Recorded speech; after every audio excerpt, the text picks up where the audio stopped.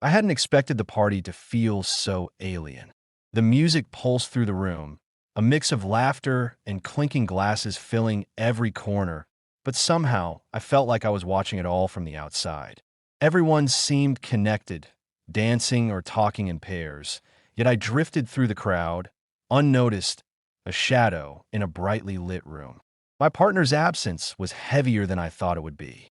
I had come hoping for distraction, for a night of forgetting. But all it did was remind me of the loneliness I carried quietly every day.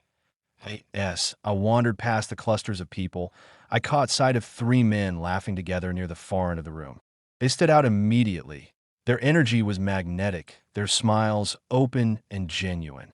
They seemed to notice me at the same time I noticed them. And a strange tension, not entirely comfortable, not entirely unpleasant, settled over me. One of them stepped forward, nodding slightly, and I found myself walking toward them almost without thinking. Their conversation paused as I approached, but it wasn't a cold silence. There was warmth in their eyes, curiosity that felt almost like recognition. One of them spoke first, his voice smooth, easy, asking if I wanted to join them. I nodded, feeling the weight of my hesitation slip slightly, and soon we were talking. At first, it was trivial, favorite songs, the music at the party, the small jokes that travel between strangers in these fleeting moments.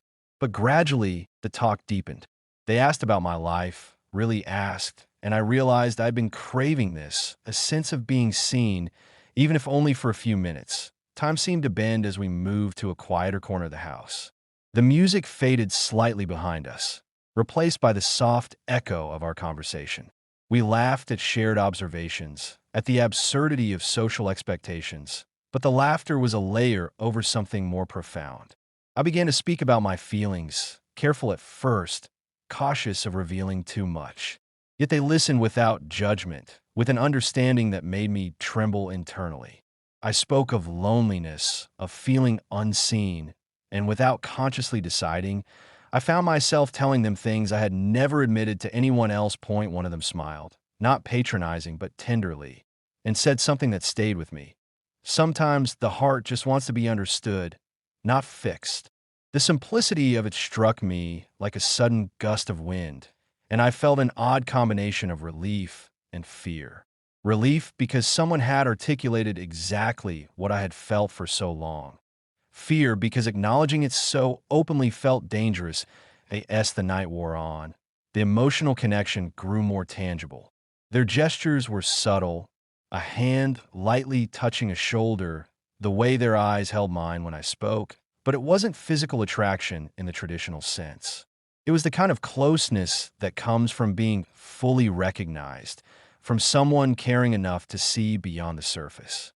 I realized I was on the edge of something, standing at the boundary of emotional infidelity, and my mind raced with questions I hadn't allowed myself to ask before.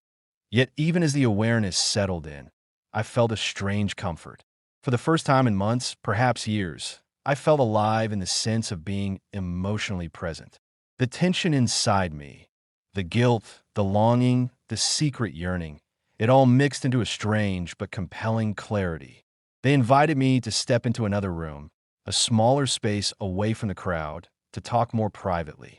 My heart pounded, not with fear of what might happen physically, but with anticipation of emotional revelation, of the kind of conversation that changes a person in ways they cannot immediately explain. That I hesitated at the threshold for a moment, glancing back at the crowd, at the chaos of lights and laughter, and then I stepped forward. The room was quiet, dimly lit, filled with an atmosphere that seemed almost sacred. As the door closed behind us, I realized that whatever happened next wouldn't just be a night of fleeting excitement. It would be a turning point. I wasn't sure where this path would lead, but for the first time in a long while, I didn't want to turn back. The room was quieter than I had imagined, the kind of quiet that wraps around you and makes everything else fade away. The soft hum of distant music from the party felt like a background note, almost unreal. We stood there for a moment, three sets of eyes watching me with a kind of patient curiosity that made my chest tighten. I realized how unusual it was to be in a space where I could speak without hesitation, without the usual filters or masks. One of them. whose laugh had felt like sunlight earlier, gestured toward a corner, suggesting we sit. I followed instinctively, unsure what I was seeking, only knowing that I needed to speak. At first, our conversation drifted casually, stories about childhood, ambitions, dreams that had been tucked away like fragile ornaments. But slowly, like water seeping through cracks, the discussion turned deeper.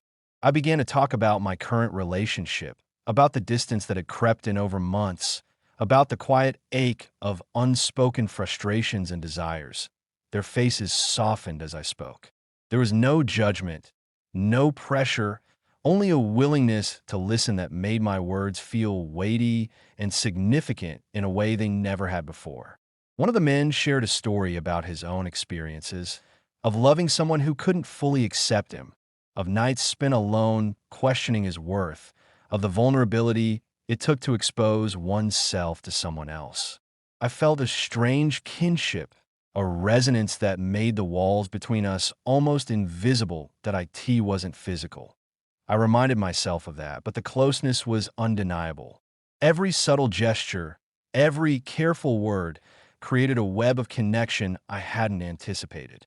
I laughed, genuinely, in ways I hadn't in months. I found myself leaning in slightly, drawn not by lust, but by the magnetic pull of understanding, of empathy, of shared experience. There was a strange, comforting symmetry to our dialogue. My honesty reflected in their openness. Their vulnerability mirrored my confessions. The silence fell between us, heavy yet comforting, as if the room itself was waiting for something unspoken. One of them, with a voice softer than before, said, "Sometimes the heart seeks something it can't name. Sometimes it just wants to be witnessed." I felt it like a spark inside me, recognition of a longing I had kept hidden even from myself. My mind raced, guilt and excitement tangled together in an indistinguishable knot. I thought of my partner, of the life I had promised, of the boundaries I had promised to uphold. And yet, in that room, all of those rules seemed suspended, replaced by the sheer gravity of emotional truth that we spoke of attraction, not just of the kind measured in touch or glances, but the magnetic pull of minds and hearts aligning. I confessed feelings I hadn't dared to name before. The loneliness that had become part of me, the yearning for someone who could truly see me, the frustration at my own compromises. And they, in turn, shared pieces of themselves, small fragments that revealed their hopes, their fears, the subtle wounds life had left on them. Each revelation felt sacred, binding us in a quiet intimacy that words alone could barely contain. Minutes stretched into what felt like hours. I noticed how every small movement mattered. The way one of them adjusted the sleeve of his jacket, the way another tilted his head as he listened.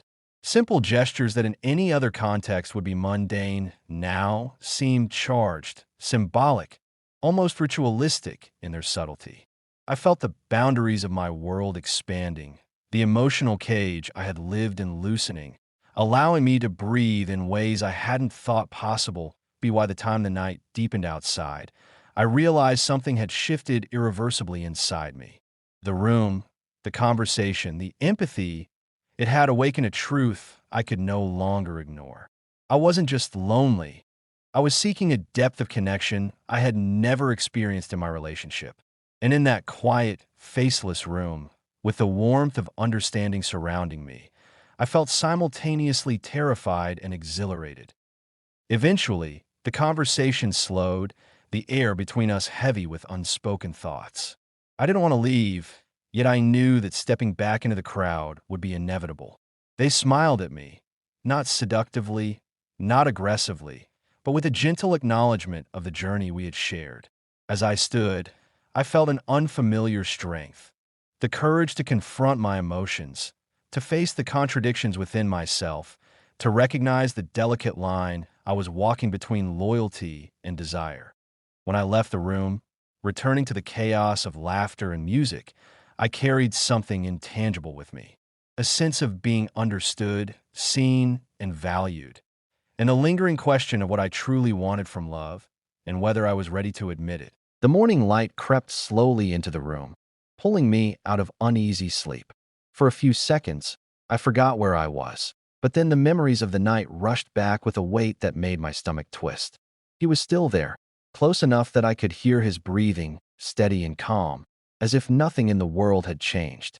For him, maybe it hadn't, but for me, everything felt different. I slipped out of the bed quietly, trying not to wake him, though part of me knew he was already aware. The mirror on the wall caught my reflection, and I hardly recognized the person staring back. My mind replayed every detail, every choice I had made, and a heavy sense of guilt settled on my chest. I thought of the life I had outside this house, the trust one had once promised someone else, and the fragile line I had shattered in just one night. When he finally stirred, he smiled at me with a kind of ease that almost made me jealous. There was no trace of doubt in his face, only a quiet understanding. He didn't press me with questions or try to force a conversation. Instead, he offered me coffee, acting as though everything was normal. That calmness only made the storm in my head louder. I wanted to ask him what this meant, if it was just a moment we would bury, or if it was the beginning of something I wasn't ready for. But the words stuck in my throat. Later, when I left his house, the air outside felt heavy, like the world somehow knew what I had done. At the gym, the following days were strange. We acted as though nothing had happened, but our eyes betrayed us. Every time they met, there was a flash of recognition, a memory we both carried but couldn't speak aloud. Sometimes it felt thrilling, the secrecy binding us together in a way no one else could understand. Other times, it felt like a chain, a reminder of the betrayal that sat quietly in the background of my life, that I found myself avoiding certain conversations with my partner, avoiding too much eye contact, avoiding questions that could lead anywhere close to the truth. The guilt gnawed at me, but so did the pull toward him. It was as though the more I tried to distance myself, the stronger the invisible thread between us became. Every workout, every shared smile, every accidental brush of his hand against mine, it all fed the conflict burning inside me. Nights were the hardest. That was when the silence left me alone with my thoughts, and the memory of that night replayed over and over. Sometimes I told myself it was a mistake, a lapse of judgment that should never happen again. Other times, I wondered if what I felt with him was real, something I had been missing without even knowing it. The questions never stopped, and with each passing day, I felt myself sinking deeper into a web I wasn't sure I could escape. Days turned into weeks, and the weight of what had happened refused to fade. I walked through my routines as if nothing had changed, but inside, everything was different. The distance between who I was supposed to be and what I had done grew wider each day. I caught myself staring into the mirror, searching for answers in my own reflection, wondering if guilt was written on my face for the world to see. At the gym, we still exchanged glances. Sometimes they were soft, filled with an unspoken understanding. Other times they were sharp, reminders of a secret too heavy for two people to carry in silence. He seemed more at peace with it than I was, moving through life as though he had accepted whatever we had done, while I was still trapped in endless circles of doubt. My chest ached with the thought of how easy it was for me to lose control, how quickly trust could crumble in the hands of temptation. One evening, I found myself sitting alone, thinking about love, loyalty, and betrayal. I wondered if what I felt that night was real affection or just a weakness born of desire. Was it him I longed for, or simply the thrill of stepping outside the lines? The questions had no simple answers, but the consequences were real enough. My partner's trust, the life I had built, the quiet promises I had once made, all of it stood on fragile ground as he reached out once more, asking if I wanted to meet again. My heart leapt at the invitation, but my mind screamed against it. I knew that repeating the same choice would only tie me deeper into a story I might never escape. For the first time, I admitted to myself that I had to decide. Either I cut this secret thread before it strangled everything I valued, or I let myself fall, accepting the wreckage that would follow. In the end, I chose silence. I didn't reply, didn't go back, didn't allow myself another night like the first. The ache of walking away was sharp, but it carried a strange kind of relief, as though closing the door was the only way to breathe again. The memory remained, vivid and unshakable, but I let it live only in the past. Looking back, I realized the night had been both a warning and a lesson. Desire can disguise itself as love. Temptation can whisper louder than reason, and in a single moment, a person can step across a line that takes years to recover from. I carried the memory with me not as a triumph, but as a reminder. Love is fragile, and betrayal is a shadow that never truly disappears. And so, I walked forward, carrying both the guilt of what I had done and the knowledge of how easily it could happen again. Some stories stay hidden forever, but their echoes never stop shaping the person who lived them.